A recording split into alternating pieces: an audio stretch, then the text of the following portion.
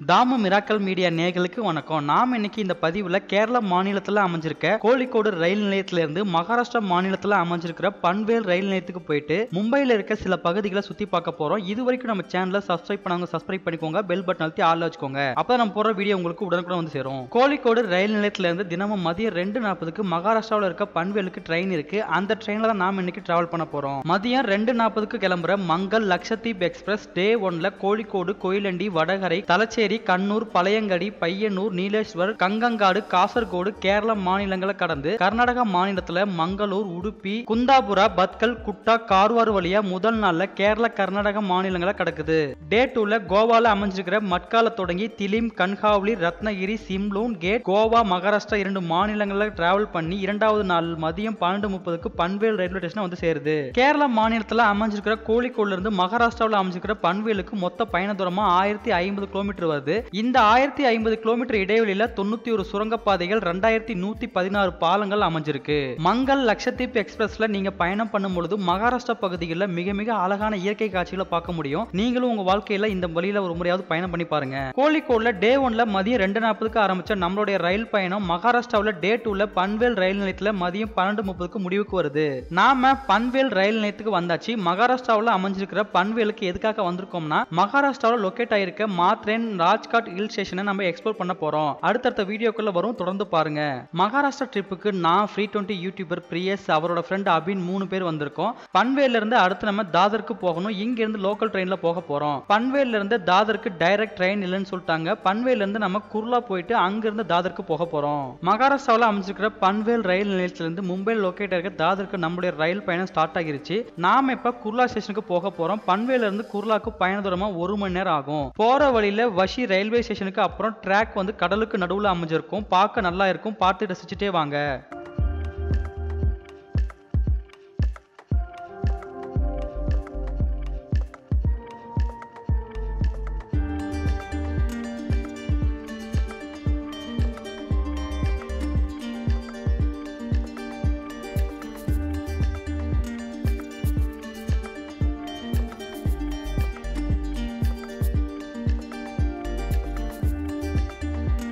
பன்வேல் ஸ்டேஷன்ல இருந்து 1 மணி நேரம் லோக்கல் ட்ரெயின் பயணத்துக்கு அப்புறம் நாம குர்லா வந்தாச்சு. குர்லால இருந்து அடுத்து நம்ம தாதர் ஸ்டேஷனுக்கு போக போறோம்.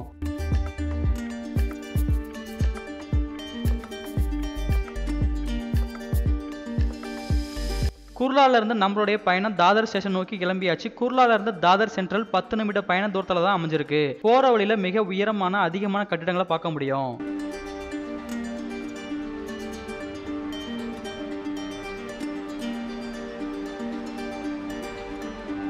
குர்லா ஸ்டேஷன்ல இருந்து தாதர் சென்ட்ரலுக்கு வந்தாச்சு. மும்பைல இருக்க தாதர் பகுதிக்கு எதுக்காக வந்திருக்கோம்னா நம்மளோட வந்திருக்க அபினோட ஃப்ரெண்டு இங்க ஒர்க் பண்றாரு. அவரோட ரூம்ல தான் நம்ம ஸ்டே பண்ண போறோம். ஸ்டேஷன்ல இருந்து ரூமுக்கு லொகேஷன் ஷேர் பண்ணிருக்காரு. டாக்ஸில வர சொன்னாரு. நம்ம ஜஸ்ட் இந்த பிளேஸ் எப்படி இருக்குன்னு பாக்குறதுக்காக நடந்து போக போறோம். தாதர் ஸ்டேஷன் விட்டு வெளியே வந்த உடனே நிறைய பிளாட்ஃபார்ம் லோக்கல் கடைகளை பார்க்க முடிஞ்சது. ரேட்லாம் தாறுமாறா சொன்னாங்க. அந்த விலைக்கு வாங்காம அடிச்சு பேசணும்னா கம்மியா கிடைக்கும். நாங்க ஒரு அம்பர்லா வாங்கியிருந்தோம். 300 ரூபாய் சொன்னாங்க. அடிச்சு பேசி 120 ரூபாய்க்கு பர்ச்சேஸ் பண்ணோம். இங்க உள்ள பூக்கடைகள்ல பூ கட்டுற விதம் வேற மாதிரி இருந்தது. பூமாலைகளும் வேற டிசைன்ல இருந்தது. அதிகமான வில்வம் இலைகள். நம்ம ஊர்ல காணப்படுற ஊமத்தங்காய் பூ, ஊமத்தங்காய் பார்க்க முடிஞ்சது. இது எதுக்காக இங்க யூஸ் பண்றாங்கன்னு தெரியல. தெரிஞ்சவங்க கீழே கமெண்ட் பண்ணுங்க. நாம 3 நாள் தங்க போற ஃப்ரெண்டோட ரூமுக்கு நடந்து போய்கிட்டு இருக்கோம். போற வழியில 96 படத்துல ஒரு சீன்ல வர மாதிரி லோக்கல் சலூன் கடை ஓபன் பிளேஸ்ல இருக்கிறத பார்க்க முடிஞ்சது. இந்த பகுதியில அதிகமான இடங்கள்ல ஓபன் பிளேஸ்ல பான் மசாலா கடைகளும் அதிகமா பார்க்க முடிஞ்சது. நம்ம ஊர்ல வாட்டர் வாஷ்லாம் ஒரு ஷெட் அமைச்சு அதுலதான் லொகேட் ஆயிருக்கும். இங்க ரோடு ஓரத்திலே இருக்கிறத பார்க்க முடிஞ்சது. ரோடுல நடந்து போறப்போ சினிமால வெளிநாட்டுல சாங் ஷூட்டிங்லாம் பண்ணிருப்பாங்க. அது பார்க்கும்போது அழகா இருக்கும். சில இடங்களும் இங்க அது மாதிரி தான் இருந்தது. மும்பை பகுதியில் அதிகமான இடங்கள்ல ரோடுல பிளாட்ஃபார்ம்ல வசிக்கிற மக்கள்ல இருந்து நடுத்தரம் உயர் மாளிகையில வாழ்ற மக்களோட வாழ்வியல்களை பார்க்க முடிஞ்சது. தாதர் சென்டர்ல இருந்து நடந்து ரூம் லொகேஷனுக்கு வந்தாச்சு. நாளைக்கு கோகுலாஷ்டமி, அதுக்கான பணிகள் நடந்துட்டு இருக்கிறத பார்க்க முடியுது. ஒருத்தர் மேல ஒருத்தர் ஏறி பானை உடைக்கும் வீடியோ நம்ம சோசியல் மீடியால பார்த்திருப்போம். அது நாளைக்கு இந்த இடத்துல நடக்க போகுது. நாளைக்கு நம்ம புனே போக போறோம். டைம் இருந்தா இந்த வீடியோ எடுக்கலாம். ரூமுக்கு வந்து குளிச்சு ரெஃப்ரெஷ் ஆகியாச்சு. நாம அடுத்து இங்க இருந்து மும்பையில முக்கிய சுற்றுலாத்தலமான gateway of India, Taj Mahal palace ஹோட்டல பார்க்க போறோம்.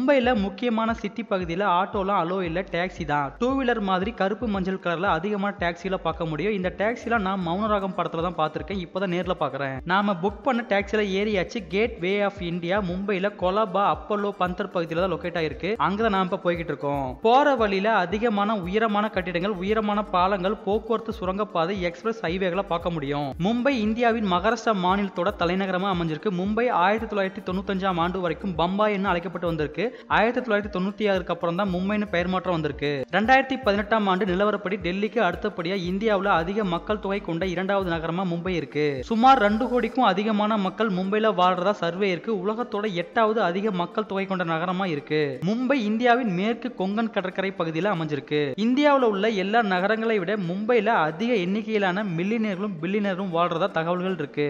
மில்லியனர்களும் பில்லியனர்களும் வாழ்ற இதே மும்பைல தான் தாராவில வறுமை கோட்டு கீழ் வாழ்ற மக்களும் வசிக்கிறாங்க. நாம இப்போ டிராவல் பண்ணக்கூடிய இந்த சாலையில 2 கிலோமீட்டர் நீளத்துக்கு ஒரு சுரங்கப்பாதையை அமைஞ்சிருக்கு. அதுல தான் நாம இப்ப டிராவல் பண்ணிட்டு இருக்கோம். இந்த சுரங்கப்பாதை அரபிக்கடலுக்கு அடிப்பகுதியில் அமைஞ்சிருக்கு. நாம இப்ப கடலுக்கு அடியில பயணம் பண்ணிட்டு இருக்கோம். இந்த சுரங்கப்பாதை தான் இந்தியாவில் முதல்ல கடலுக்கு அடியில கட்டப்பட்ட சுரங்கப்பாதை. இந்த பகுதியில நகரத்தின் போக்குவரத்து நெரிசல்களை குறைக்கும் விதமா மரைன்ல இருந்து கண்டிவழி வரைக்கும் 30 கிலோமீட்டர் தூரத்துக்கு கடல்ல பாலம் அமைச்சிருக்காங்க. நாம கேட் வே ஆஃப் இந்தியா பகுதி நெருங்கிட்டோம். இங்க அதிகமான பழமை வாய்ந்த கட்டிடங்கள் இருக்கிறத பார்க்க முடியுது. பார்க்க இங்கிலாந்து போன்ற நாடுகள் இருக்கக்கூடிய கட்டிட அமைப்புகள் மாதிரியான தோற்றங்களை கொண்டு இருக்கு. சாலைகள்ல சாதாரண பேருந்துகள்ல இருந்து இரட்டை அடுக்கு கொண்ட ஏசி பஸ்கள் வரைக்கும் பார்க்க முடியுது. நாம பயணம் பண்ணக்கூடிய இந்த பகுதியில தான் ஒரு பெரிய மியூசியமும் அமைஞ்சிருக்கு.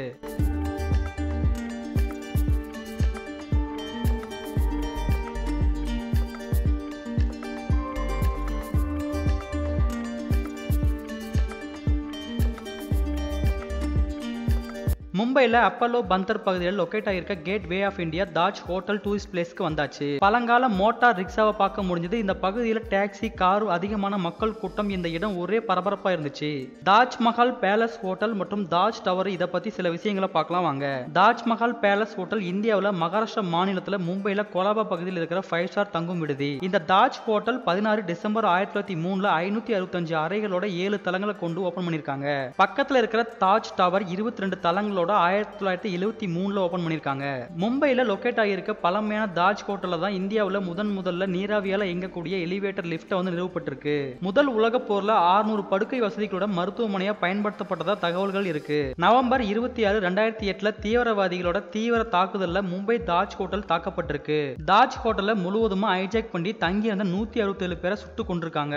மொத்தம் 3 நாள் வந்து தீவிரவாதிகள் கண்ட்ரோல் இருந்திருக்கு. அதுக்கப்புறம் கமாண்டர்களால கொல்லப்பட்டு இந்த ஹோட்டல் திரும்ப பெற்றிருக்கு. மும்பைல இருக்க இந்த தாஜ் ஹோட்டல் முழுவதும் டாடா குழுமத்துக்கு சொந்தமானது. இந்த ஹோட்டல்ல 2024 ஒரு டீயோட விலை வந்து ஜிஎஸ்டியோட சேர்த்து 2124 ரூபாயா இருந்திருக்கு. அதோட பில்ல வந்து வலைதளங்கள்ல ஒருத்தர் பகிர்ந்திருக்காரு. இந்த ஹோட்டல்ல 20,000க்கு மேற்பட்ட தொழிலாளர்கள் வந்து வேலை செய்யறாங்க. இந்த ஹோட்டல்ல ஒரு நாளைக்கு தங்கறதுக்கு 9,000ல ஆரம்பிச்சு 45,000 வரைக்கும் ரூம்கள் வாடகைக்கு இருக்கு. தாஜ் ஹோட்டலை பார்த்தாச்சு. அடுத்து நம்ம கேட் வே ஆஃப் இந்தியான்னு சொல்லப்படுற இந்தியாவின் நுழைவாயில் பத்தி பார்க்க போறோம்.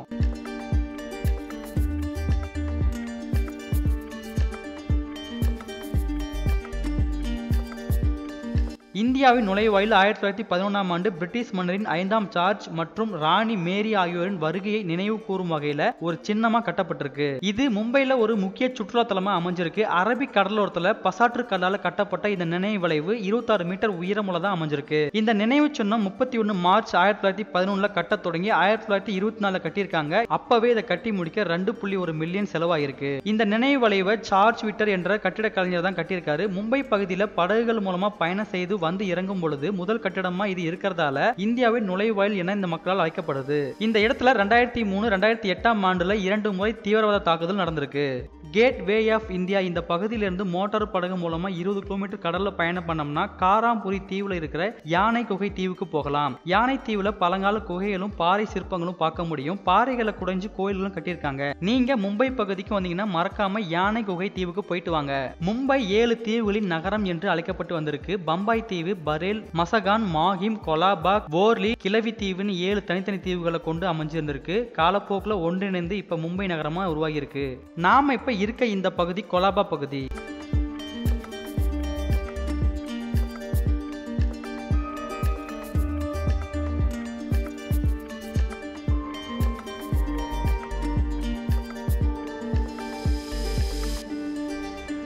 Gate way of India Taj Mahal hotel டவரை பார்த்து ரசிச்சாச்சு. இருட்ட ஆரம்பிச்சிருச்சு, மழை பொழிவு ஆரம்பமாகிருச்சு, கூட்டம் மெதுவா கலைய ஆரம்பிச்சிருச்சு. நாங்களும் அங்க இருந்து கிளம்பிட்டோம். இந்த பகுதியில இருந்து கொஞ்சம் டிராபிக் இல்லாத இடத்துக்கு போயிட்டு அங்க இருந்து டாக்ஸி புக் பண்ணி போறதான் பிளான். அடுத்து மும்பை கடலுக்கு போய் சுத்தி பார்க்கறது நம்ம பிளான் இருந்துச்சு. பட் நாம நாளைக்கு ராஜ்காட் போறதுக்கு புனே போகணும், நமக்கு டைம் பத்தாது. அதனால நம்ம இப்ப ரூமுக்கு போக போறோம். நாம ரூமுக்கு டாக்ஸில போற வழியில தான் கடல் பகுதி அமைஞ்சிருக்கு. போற வழியிலேயே கடலை காமிக்கிறேன், பார்த்து ரசிச்சுக்கோங்க.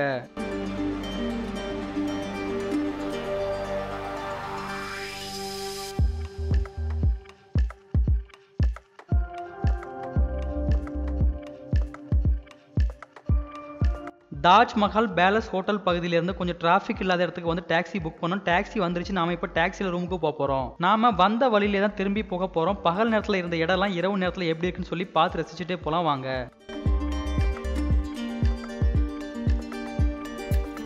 நீங்க பார்க்கக்கூடிய இந்த பகுதி தான் கடல் பகுதி. நிறைய சினிமா பாடல்கள்ல இந்த கடற்கரை பகுதி வந்திருக்கும். மக்கள் கூட்டம் அதிகமா இருக்கிறத பார்க்க முடியுது. மாலை நேரத்துல இந்த பகுதிக்கு வந்தீங்கன்னா அழகான சூரியன் மறையும் காட்சியை பார்க்க முடியும்.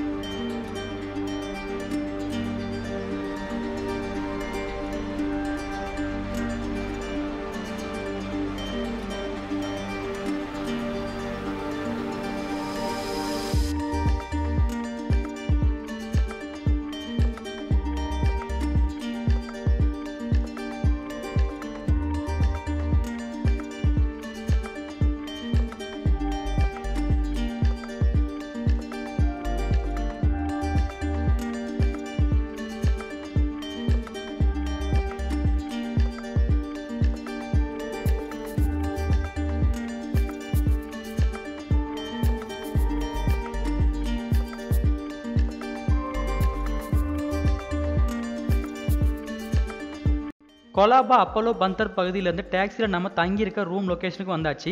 இங்கே எதனா டிஃப்ரெண்டான ஸ்ட்ரீட் ஃபுட் கிடைக்குதான்னு தேடி சாப்பிட்டுட்டு நைட்டு தங்கி ரெஸ்ட் எடுத்துட்டு மார்னிங் மும்பையிலிருந்து புனே போயிட்டு சத்ரபதி சிவாஜி ஆட்சி செய்யறப்போ வாழ்ந்த ராஜ்காட் கோட்டை பகுதியை எக்ஸ்ப்ளோர் பண்ண போறோம். இந்த மும்பை பத்தின பதிவு உங்களுக்கு ஒரு புதிய அனுபவமாகவும் இன்ஃபர்மேட்டிவாகவும் இருக்குன்னு சொல்லி நம்புறேன். அடுத்த ஒரு பதிவில் உங்களை காணும் முறை உங்களிடமிருந்து விடைபெறுவது தாமு மிராக்கல் மீடியா. நன்றி, வணக்கம்.